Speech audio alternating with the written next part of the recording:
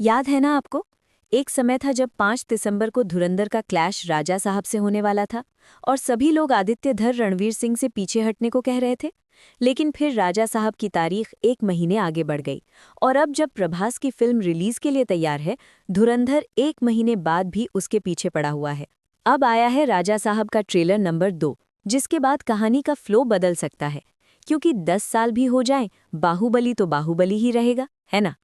हाँ जी, तो राजा साहब 2.0 का ट्रेलर रिलीज हो गया, जिसे देखकर ऑडियंस 50-50 बट गई है।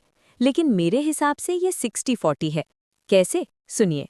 राजा साहब की टीम ने पुराने ट्रेलर पर ऑडियंस की प्रतिक्रियाओं को गंभीरता से लिया और ज्यादा वैरायटी दिखाई। हर किसी के लिए कुछ ना कुछ एलिमेंट ट्रेलर में रखा गया है। हॉरर के साथ कॉमेडी को डायलॉग्स पर फोकस करके जोड़ा गया। इतना फ्रीडम मिलने के बाद प्रभास को एक्ट करते हुए देखना नया अनुभव था।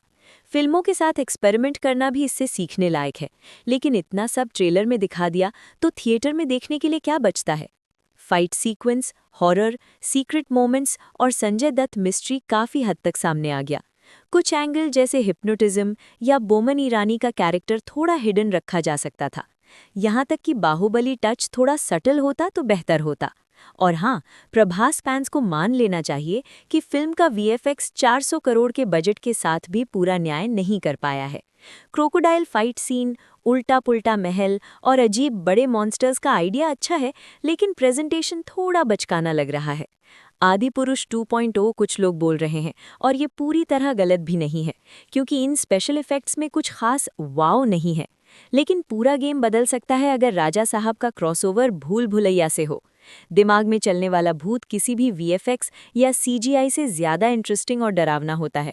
मंजुलिका जैसा एलिमेंट जरूर आएगा जब प्रभास का असली राजा साहब ट्रांसफॉर्मेशन संजय दत्त के सामने होगा।